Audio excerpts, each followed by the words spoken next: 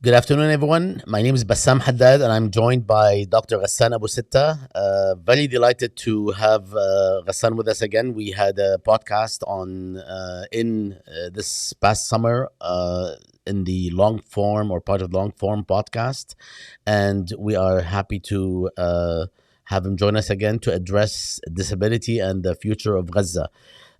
Before I say hi to Ghassan, I'd like to say a couple words. Ghassan Abu-Sittah is a renowned medical practitioner who has worked in war zones in Palestine, Iraq, Lebanon, Syria, and Yemen. Familiar with patterns of Israeli warfare, he immediately booked his travels to Palestine upon hearing news of the October 7th, 2023 attacks and was among the first doctors in Gaza on October 9th. For 43 days, he treated wounded and maimed. He treated the wounded and the maimed in the besieged Al Ahli hospital, from where he also shared with the world that Israel's atrocities in Gaza produced a new medical term: Wounded Child No Known Family, WCNKF. Abu Sittah's medical mission was also on Advocacy, um, and he appeared on media outlets globally and exceeded the questions about humanitarian conditions to narrate a story of structural, colonial, and racial violence. His advocacy has only increased since leaving Gaza and includes being elected as the rector of students at Glasgow University, establishing a fund to treat children in Palestine and Lebanon, and currently establishing a division on war medicine at the American University of Beirut to train new generations of able practitioners. We will be addressing a number of topics. His bio is extremely long. We will actually have it in full on the Jadaliyya post that will appear after this conversation. Ghassan, Kifak, how are you? يا هلا يا أهلا وسهلا. Ghassan, we will try not to keep you long. It's already 9:30 p.m. in Beirut. We would like to start. I'd like to start by asking you about the question of disability in general. If you can just put the question of disability in context in terms of statistics and developments since, I guess, during the past 2 years, and then I'll address the other parts in just a moment. So, over the last 2 years of the genocide, we have had over 100,000 wounded in Gaza. A third of them have been left with life altering disability, many of whom, probably around 30,000, still need medical intervention. Half of the wounded were children. We know children who have war injuries need between 8 and 12 surgeries by the time they reach adult age. Gaza now has the world's largest cohort of pediatric amputations, and the war in Gaza has produced the largest number of amputees. It is estimated the number of amputees as a result of the war in Gaza, i.e., those still inside Gaza and those who have been taken out for treatment outside, is somewhere between 7 and 11,000. The children are around 2,000 to 2,500. There's a further several thousand outside in Egypt, in Doha, in UAE, and in the countries that have received them. And we have around 300 who have spinal injuries, 1,000 who've lost vision and have been blinded by war injuries. And so the phenomena of disablement and disability is one of the legacies that this genocidal war is going to leave for generations to come. Before we move on to your mission and your advocacy, can you clarify for us the distinctions between disability, disablement, and mutilation, and the overlaps and how they are different? I understand some of these terms are also political or have a political So dimension. Disability, I mean, basically, war injuries will leave patients with physical disability as a result of the nature of the injury, i.e., damage to either the limbs or damage to the brain and the spinal cord. And these happen in these wars, particularly with the use of the intentional use of things like quadcopter snipers that were inflicting that kind of damage to increase the number of wounded.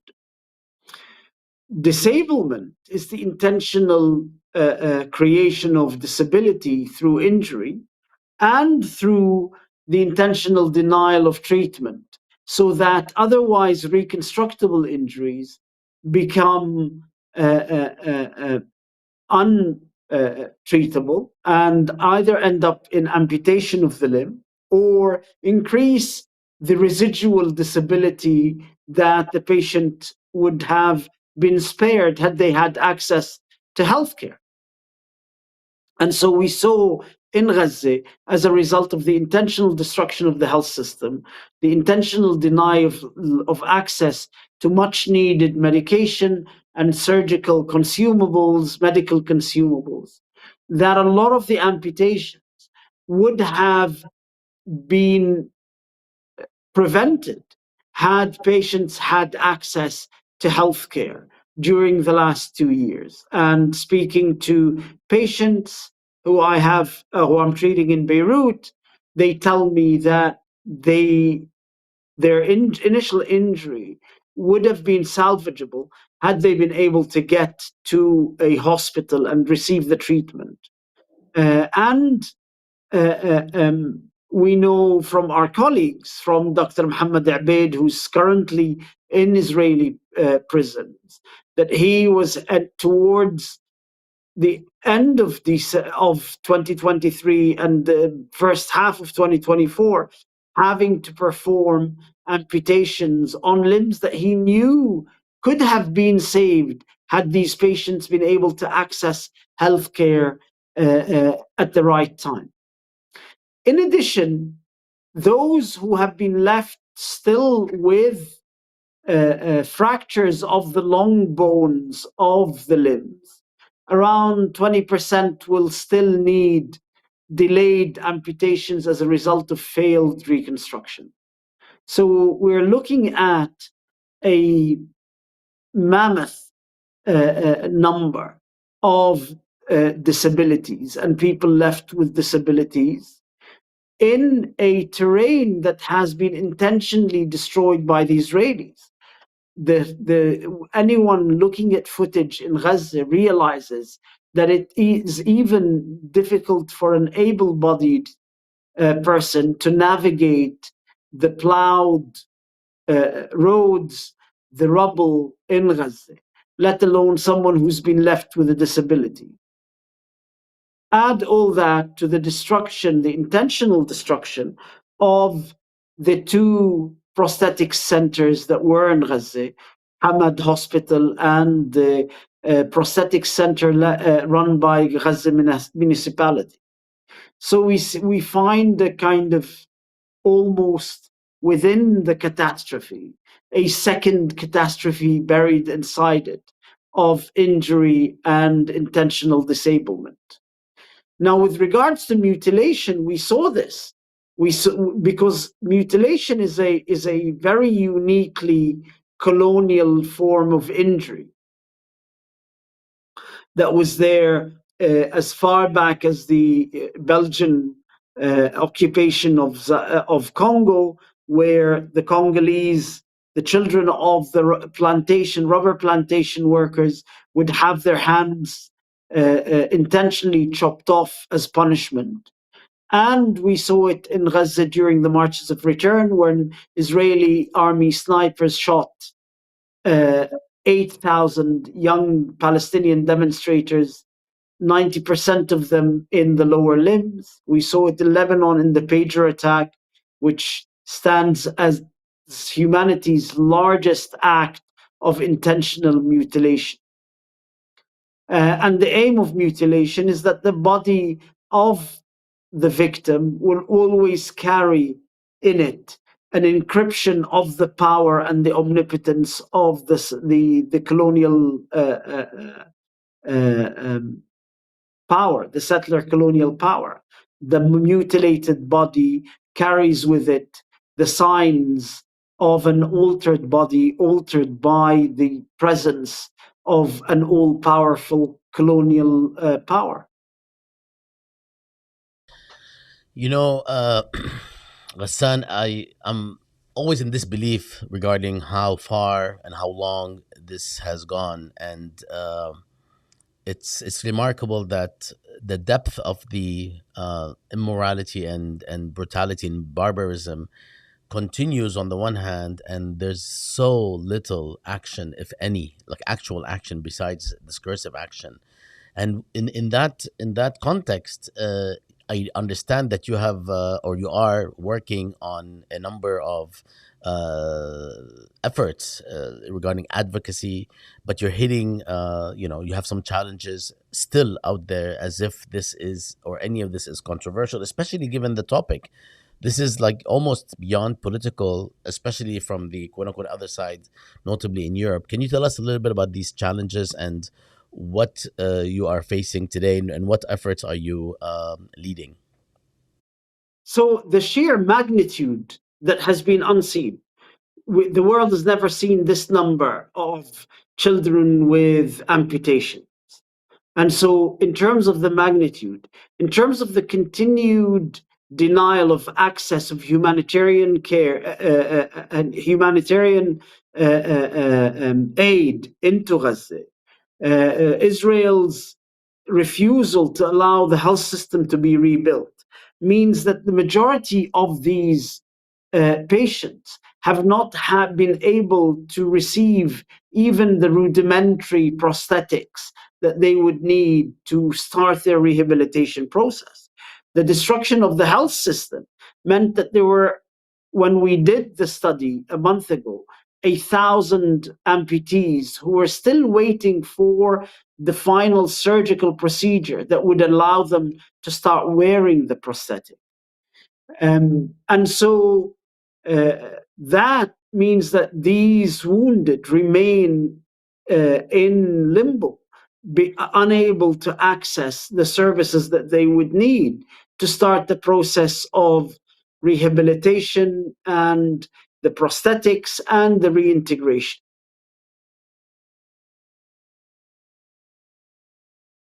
Um, Thank you, Ghassan. Can we now move a little bit into the question of um, timing and chronology? Just a little bit of a background into the passage of time from the very beginning until today. What or how did the question or the actual statistics regarding disability and mutilation, how have they changed? And on the one hand, and then on the other hand, uh, what is the status of the healthcare system then and now, say the first year and the second year up to this moment? Uh, it's almost unbelievable how people are still being treated in some way, that there's still an effort. People are um, you know you know understand that there is a severe lack of tools and medicine and so on. So how is all this proceeding compared to the earlier period? And if you can share with us some insight on these topics, especially in chronological order. So, since the ceasefire, 1,000 patients who had been on the evacuation list have lost their lives because of the denial by the Israelis of their of the fact that they had agreed to opening Rafah border to allow the wounded to leave.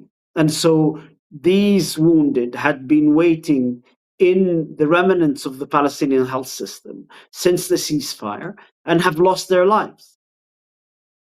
Many more will lose their lives unless they're allowed to leave Gaza for treatment, and so that medical teams and much needed field hospitals and consumables and medication are allowed into Gaza, so that the rest of the wounded can start getting their treatment.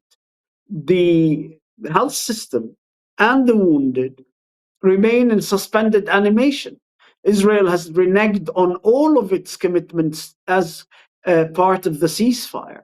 And so the health system has barely been able to treat the wounded. We know that there's a complete lack of external fixators, which are the metal rods that you need to treat war injuries, specifically fractures in war wounds.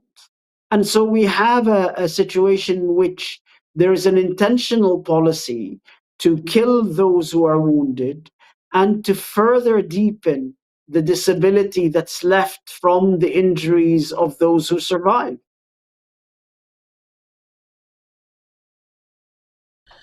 What about what about the corollary topic, which is very controversial, and often when it's brought up, people are accused of all sorts of all sorts of things. The question of organ theft and how it's related to all of this, and I know that you've actually addressed this, and you had some serious pushback. Can you tell us a little bit about this, and probably if you can tell us also if this is something that just started after the genocide, or is this something that has a history? So I was asked a few weeks back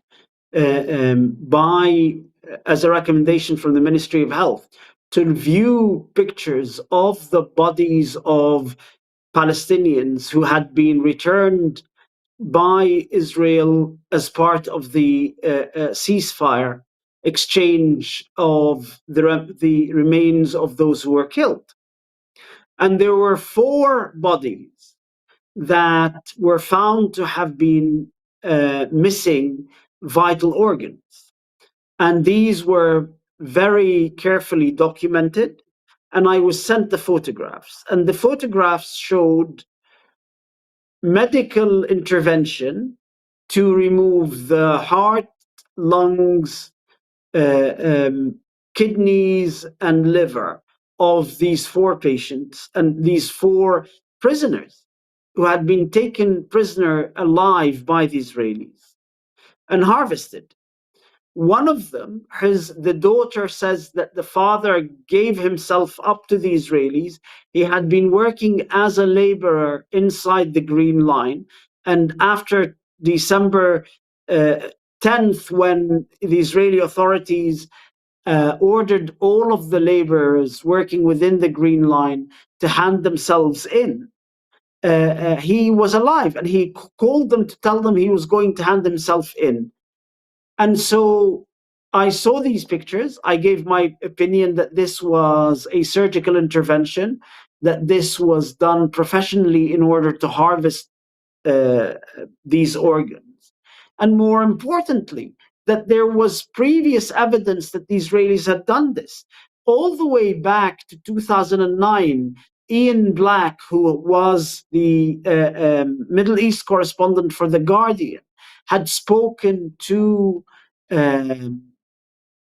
someone who was an Israeli, I think, technician, or one of the pathologists who had worked in Abu Kbair Forensic Center, who said that they routinely harvested the organs of the Palestinian bodies that had been handed over to the center. And then we have, from the Times of Israel, over the last 10 years, several articles about Israeli organ harvesting rings for the sale of these rings, of these organs, all of them run by Israelis with security links. And so you have a situation where there's evidence, there is a long history of doing this that's discussed openly within the Israeli media.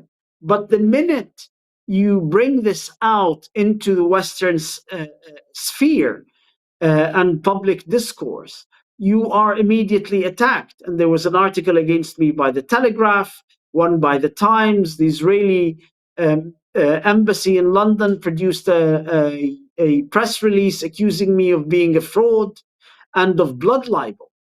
And so that's what has been happening. And we believe that that was there from the very beginning.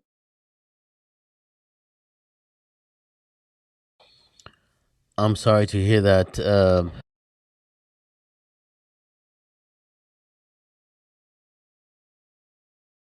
I've lost you now. Sorry, I was on Yeah, mute. go ahead. This is all quite distressing, Ghassan. I don't know. I don't know what to say. Let, let's uh, let's move forward to talk about the question of the future, like disability and the future, and perhaps not just even in Gaza and Palestine. Um, we have seen reports that speak to some of the consequences, intended or not, of this scale of disability. What can we expect, and how might people, institutions, states, non-state actors contribute to what we are likely to see once the dust somewhat settles? Because I do not believe it's going to settle completely with the existence of Israel's, settler colonial status. So, if we look at the situation in Lebanon, the legacy of the previous Israeli wars, the civil war, the pager attack, which left around 4,000 with disabilities, around 400 lost both eyes, including 30 children. 90% of the wounded have had amputations or partial amputations of their hands. 15% of the kids that I was seeing who were wounded in the Israeli war on Lebanon have ended up with an amputation in one of their limbs. Then you look at Syria and the war in Syria and the legacy of that, the legacy of the American invasion in Iraq, and after that, the war in Mosul, the bombings, the Iraq-Iran war. Disability and disablement is now a phenomena that's both a medical phenomena but also a social phenomena, and therefore needs to be a legal phenomena that we need to address in the region. We need to address it culturally because these wounded are being, uh, uh, well, the discrimination that the disabled will face in terms of their legal status, ensuring protection against discrimination, and even in terms of urban planning. When we have such a huge cohort of citizens who are being denied access to the majority of buildings in our cities and in our towns and villages in the Arab world, we need to address this issue as a society, as countries, as governments, and even as practitioners of law and practitioners of medicine.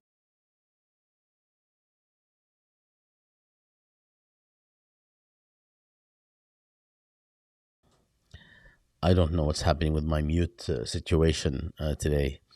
So, as to the question of the current status of the ceasefire and how it's impacting not just the questions that we are addressing, but also in general. I would like to just pivot a little bit before we continue to your thoughts. I know that you are, and then, you're following play by play, step by step, like so many of us. And you're closer, you're in Beirut. You've also been in Gaza and you've established a lot of relations and connections, even from before. Can you tell us what are we witnessing today, and how do you see it in general from a broader perspective, but also in terms of where this is going in terms of the topics we're addressing?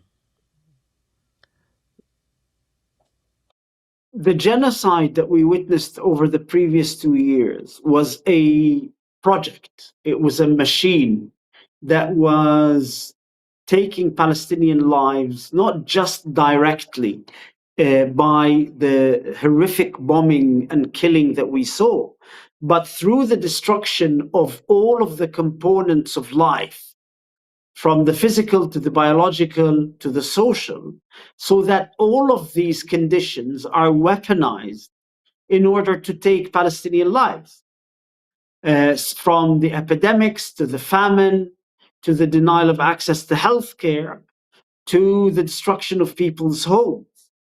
And what we've seen after the ceasefire is the continuation of the genocidal project without the same amount of bombing. There's still, I mean, today they killed 4 people, wounded another 17, I think. There's daily killings. But what continues in the genocidal machine is the famine, is the epidemics, the denial of the entry of tents and shelters means that Israel has also weaponized the weather.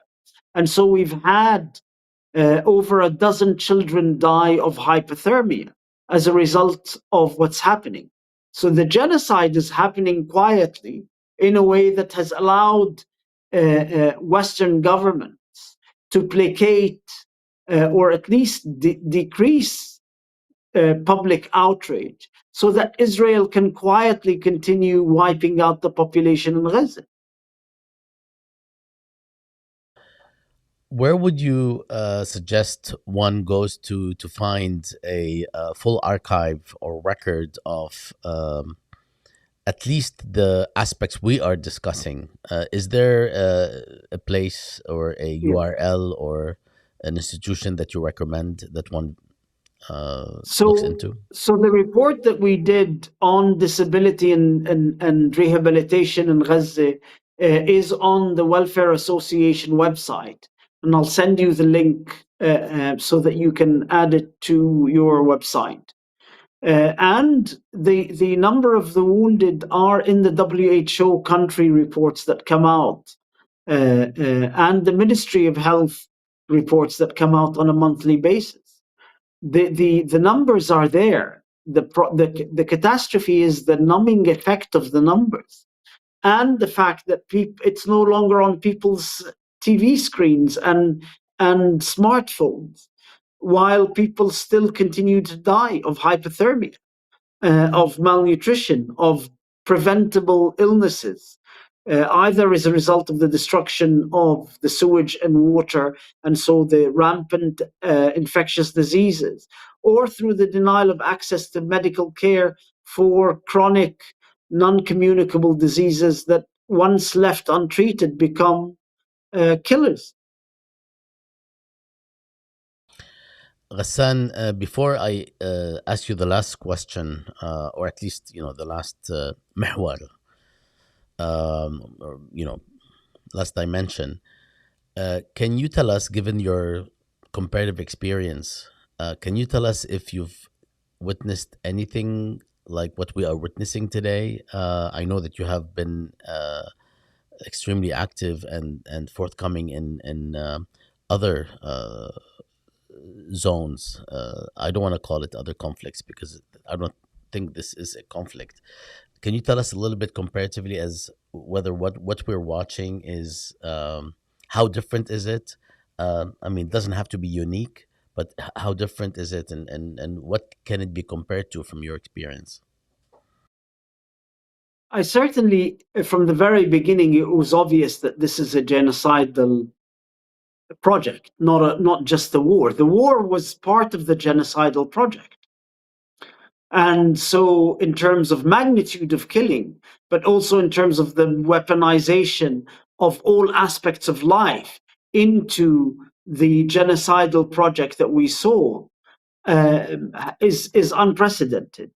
The fact that a lot of the violence is performative is critical, I think, to re-establish a world order, a fascistic world order, because what the genocide and its anti-humanist brutality has allowed to do was a return of anti-humanist fascistic ideologies to power in the global north. And what we see in the United States, what we see in the United Kingdom, is a result of what the genocide has allowed to happen. This dehumanization of Palestinians was critical for the dehumanization of people of color that's happening in the United States, and the dehumanization of people of color that's happening in Europe, particularly in the United Kingdom. Sorry, so this is the Beirut electricity that's decided to give up the ghost. N- Everything n- has happened today. Malish, we can actually continue. This is Yeah, if you're okay with it. yeah, absolutely. Um, did you want to finish or should I move on? No, we can move on. طيب هلا well the last question or the last dimension is lessons learned, and the black screen is a fitting screen, so to speak. Let me see if this will um, no, this will not help. It's Okay, there back. we go. Okay. uh, so Ghassan, there's no way to actually encapsulate the lessons that one has learned from this genocide. But if we want to, start addressing what we have learned from an ongoing genocide, where would we start, and where can we end? I think historically we start with a re-evaluation of what we had um, wrongly identified as a end of colonialism and a post-colonial war and imperialism. The genocide in Gaza is an American, British, German, French, Italian genocide, with Israel as the implement of that genocide.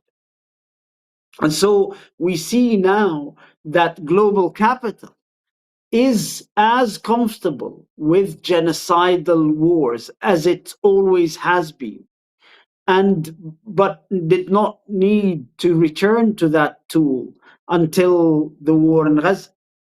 And so we see Gaza and we read it as a return to 18th century, 19th century, 20th century genocide by global capital. We need to see what is happening in the global south as a continuation of Western colonialism rather than an evolution into something that it was less barbaric than old-fashioned colonialism.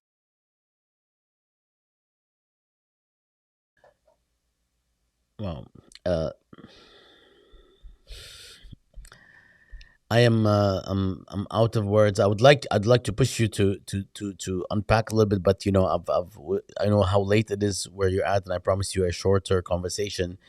Before we break, do you have any words of advice for people in the medical profession, or people aspiring to join the medical profession? Do you have any words of wisdom or advice regarding what they can do in general in terms of uh, realities like the ones that we are witnessing? Usually, people try to go into certain professions to advocate, whether it's law or the social sciences, or they just become activists, journalists, artists, and so on. But in your profession, to the younger folks who are interested in these issues as well, because obviously uh, there's a lot to do. Do you have any words of advice? So we have to see Gaza as being a watershed. Never has there been a war where the clinical space, the health system, has not been so central to the battlefield as Gaza has been. The Palestinian health system was envisaged by Israel to be central to its efforts to create an uninhabitable Gaza. And the Palestinian health system and those in it have been central to the resistance against genocidal erasure and ethnic cleansing. I think what we had previously known as scorched earth policy that had developed in the 50s and 60s when the majority of the global South's population lived in rural areas. In the 21st century, when the majority of the world's population, especially in the global South, live in places that look like Gaza, scorched earth means the destruction of water and sewage, the destruction of health, the destruction of the intentional assassination of health workers, because they constitute the essence of habitability in these urban areas. And so, medicine now we will see as being central to the conduct of war and to the resistance against the erasure of colonial genocide. Uh, shukran, Ghassan. I have a lot of things to share or ask about, but I'm going to end it here. And I would like to pursue with you some of these links and the information that you shared, that you said you will share, and we will have it perhaps even on the actual screen. Shukran, Ghassan, for your generosity Yeah, always and for joining us. And I understand that we left out a couple of things that are very interesting that you and I had discussed, but maybe for another time, because you said that in January, February, you're working on these matters. So we probably will bother you again. Apologies in advance. thank Shukran, you. Thank you for the invitation. Yeah, hala. shukran, Azizi. Salam. Yeah, hala. Yeah, hala.